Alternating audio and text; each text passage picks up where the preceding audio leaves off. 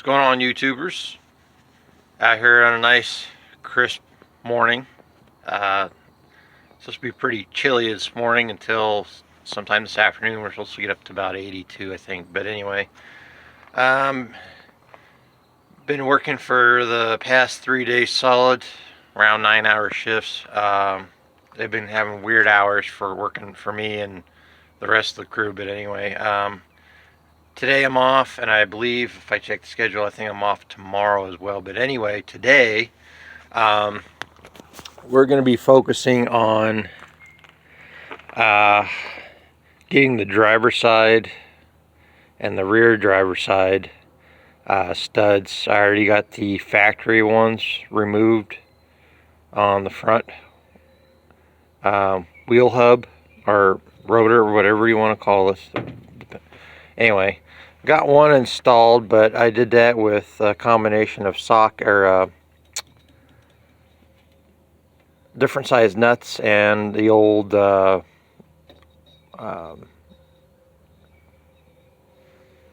wheel studs, so wheel lug nuts. These are pretty wore out, so I was able to get one on, attempted to get another one on, and one of them just stripped out. And so I just decided I need to go over and get my H-frame shop press from my buddy's garage. We're not using it anymore over there for anything. So I'm going to attempt to try to put the four remaining studs in this and set it all down on the press there, and because this will have to go down in there like that, I'll have to position those to where the studs are on the actual pedestals, those 1-inch pedestals, and then figure out and line this press stud up here, and I might have to put like a piece of plating or something over the top to help press this in. But anyway, one thing I want to let you know, a little tech tip. And if you go to a store like O'Reilly's, they're going to ask you, does your car have 9-inch drum brakes or 10-inch drum brakes? Well, it doesn't really doesn't really matter, pardon my language. The only difference is, and I'll try to see if I can get one here, is, here we go. Let's see if we can get up here and get it to focus without this thing rolling off. Anyway, there we go. Notice how on the head of this stud it's a little bit thicker compared to this one over there. That's the only difference. Just a teeny tiny bit more of material on the head than this one. From here all the way to the very end, same length, same anchoring teeth length. They're both the same except for just a little bit material, so it doesn't matter. What I'm going to end up doing is they didn't have enough of the one, and they gave me some of the others, 9-inch drum brakes and 10-inch drum brake studs. This one is, I don't know if you can see it, 096, and then this one says 024 ABN. I don't know if that, I'll see if I can look up on my receipt from O'Reilly's and give you the actual part numbers and dimensions, that sort of thing, in the description below. Anyway, that's the only difference, and I think they cost the same, and I'll post that as well.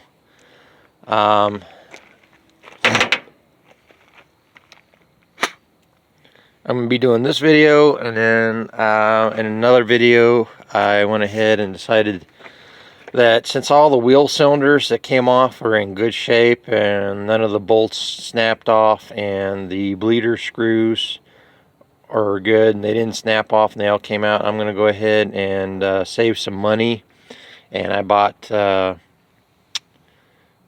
wheel cylinder repair kits with the new springs and the new little plungers in there and stuff. And I got the brake cylinder, or wheel cylinder I should say, hone. I'll be doing that on another video. But still waiting on the parts from Rock Auto and Parts Geek to get here. And, oh, and Classic Industries. I had to order the both rubber biscuits for the Slant 6 from Classic Industries because O'Reilly's only offers a driver's side and that's it, nothing else. Rock Auto is going to take a lot longer, but they did have both sides, and there's several different brands. Parts Geek, I think, had a couple of them and were almost sold out, or vice versa. Anyway, Classic Industries was going to be a lot quicker, and they were just as cheap as Rock Auto. I think they were like $10 or $11, maybe $12 a piece at most for each rubber motor mount biscuit. Anyway, let me get this set up and we'll go from there. Alright guys and gals, as you can see, I've got this all adjusted. This is adjusted to make sure it's snug up inside this cylinder. And I've got this adjusted to where the base of the well, let's see here. Interesting trying to do this and hold the camera at the same time, but it is what it is. I'll get a tripod or whatever at some point for the camera. But anyway,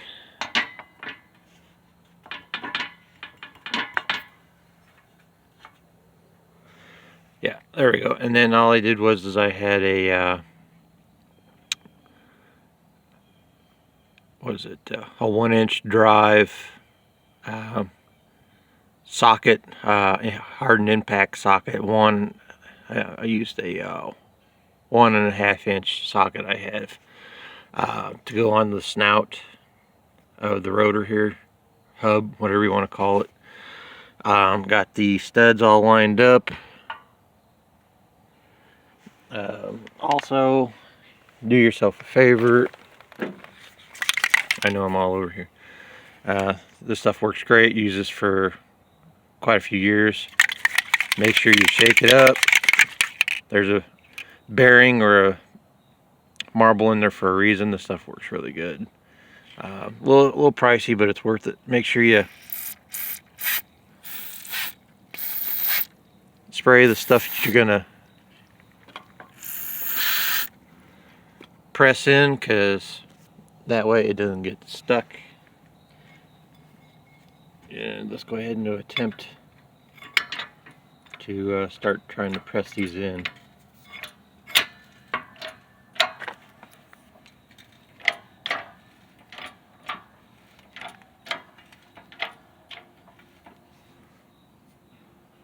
Well, it looks like we got some starting to go in.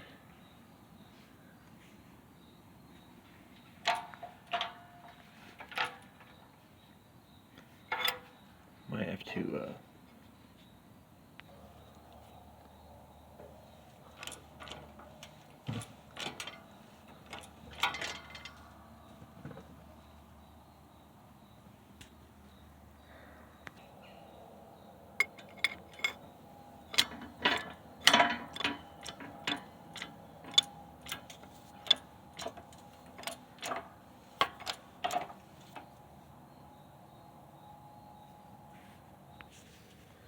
okay, what I had to do was turn the hub or slash rotor upside down and go get a couple of almost 1-inch sockets. Some of them are 1/2 inch or 3/8 and 1/4 inch drive. Put one here, put one on the other side because the press plate for this side wouldn't fit in here. Anyway, I got this balanced. Got the press stud above the wheel stud. So let's try this again. I got to improvise. You got to overcome. Yeah, I got to adapt. So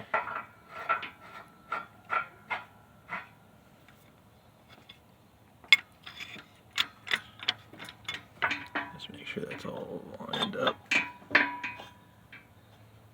There we go. Not working on the most flat surface here out in the yard, but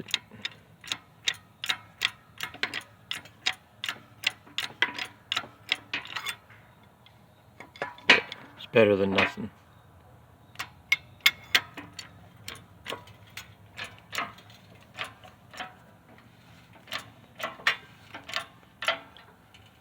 Let's see if we can. I know I'm all over the place, but let's see.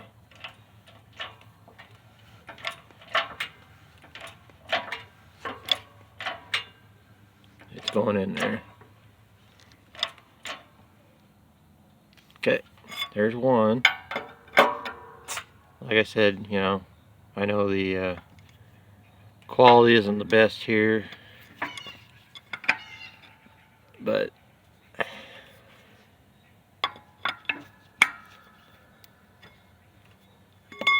and I've been using this shop press for a while, so I got to re-grease the pump shaft that's coming up out of the hydraulic press there. It's sticking in, and the springs won't cause it to raise back up, so I had to manually push it up. But anyway, there's one. Let me get this other one. Alright, I'm back. So also, when you guys are doing this on the press, once you start getting the studs pressed in, besides me using these about 1-inch long sockets, I had to go and get a couple of thick washers, put one under each of these sockets to compensate, because the studs that are already pressed in were starting to touch the pedestal here and interfering with the process of pressing the rest of the studs in. So this brought it up almost 1/8 of an inch to help clear the studs. So let's try this again.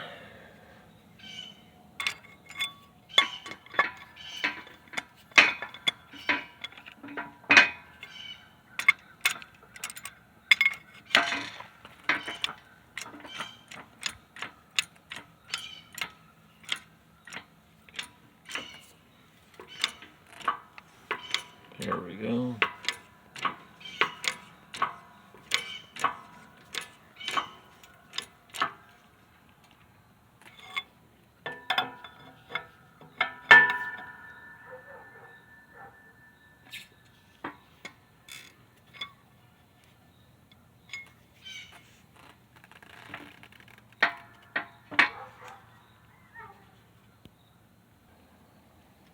Okay, last one.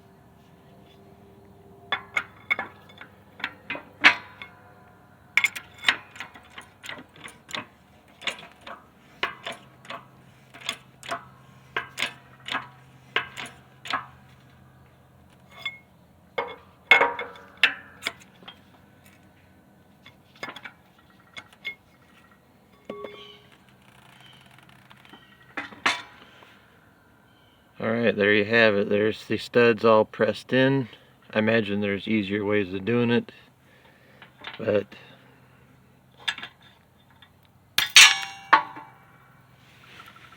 there we go. Nothing's been distorted, bent. It's ready to go. Like I said, This is all I used was basic sockets and washers on top. This side I had to put an extra spacer on there and then put it on there, but it worked. So I'm not going to bore you with trying to do the back axle, but you get the idea that you can just use stuff from around the house or garage or yard or extra stuff you have to get the job done. Anyway, a low budget DIY, I should say. Anyway, hope you enjoyed this video. Stay tuned for others.